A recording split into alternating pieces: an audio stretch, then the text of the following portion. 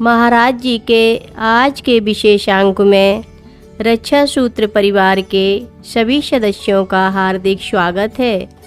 बाबा जी के भक्तों को राम राम।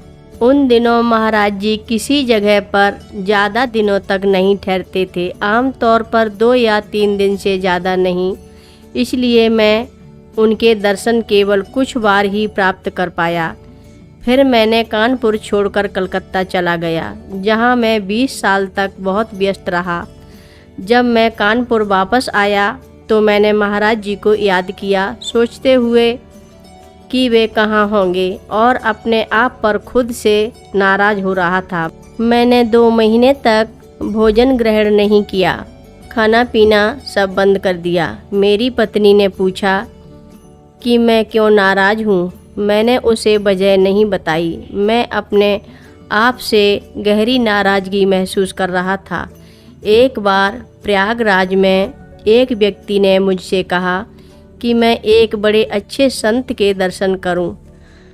संत के नाम को जाने बिना मुझे दादा के घर ले जाया गया। वहाँ महाराज जी ने मुझे देखा और कहा, तुमने 2 महीने तक अपने भोजन का ग्रहण क्यों नहीं किया? मैंने कहा, आपने मुझे दर्शन क्यों नहीं दिया? शायद मैं पागल हूँ, लेकिन आप संत हैं, आपको पागल नहीं होना चाहिए। मैं बच्चे की तरह उनसे बहुत अकड़ से बात कर रहा था। एक भक्त ने पूछा, क्या आप महाराज जी से लड़ाई करने आए हैं? मैंने कहा, हाँ बिल्कुल, मैं क्यों ना लड़ूं, वह मेरे पिता जैसे हैं और मैं उनका बेटा हूँ। हम लड़ें क्यों नहीं? इंटरफियर मत करो, महाराज जी बोले। वह मेरे बहुत पुराने भक्त हैं। कुछ भक्त वहाँ से चले गए और महाराज जी ने मुझसे कहा, अब आप भी घर जाओ, कल सुबह मैं तुम्हारे घर आऊँगा और वहाँ खाना खाऊँगा। मैंने कहा, ठीक है, जब आप अपना भोजन मेरे घर करेंगे तभी मैं अनाज का खाना शुरू करूँगा।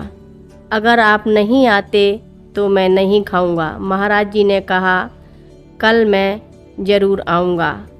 मैंने कहा, नहीं महाराज जी, मुझे आपके वचनों पर भरोसा नहीं है। आप मुझे बोल रहे हैं कि कल आऊँगा, लेकिन शायद आप ना हो, फिर मेरी स्थिति क्या होगी? मैं नहीं जाऊँगा।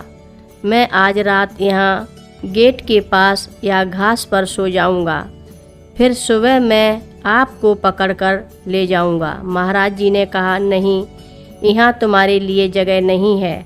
मैंने कहा, कोई बात नहीं महाराज जी, मैं गेट के बाहर सड़क पर रात भर सो जाऊँगा। 1-2 इंच के ईंटों को तकिए के रूप में लेकर फिर सुबह मैं आपको पकड़ लूँगा। महाराज जी ने कहा, वाह, नहीं, तुम्हें मुझ पर भरोसा करना चाहिए। मैं निश्चित रूप से तुम्हारे साथ जाऊंगा, तुम जाओ। मुझे फटकारते हुए कहा। फिर उन्होंने किसी को मेरे पीछे भेजा।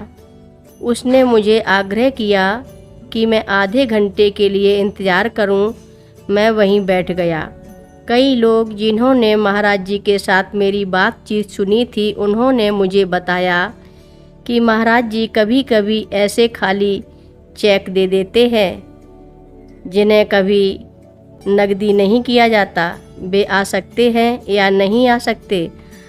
हम बात कर ही रहे थे कि महाराज जी तुरंत अंदर से आए और बोले, रुको रुको, मैं अभी आता हूँ।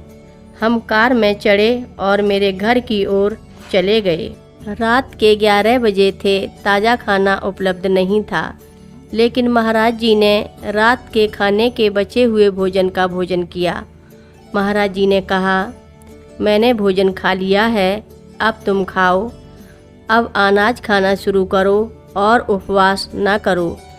फिर महाराज जी चले गए। यह मेरे ऊपर महाराज जी के आशीर्वाद की कहानी है और धीरे धीरे महाराज जी की कृपा से मेरा जीवन मंगलमय हो गया।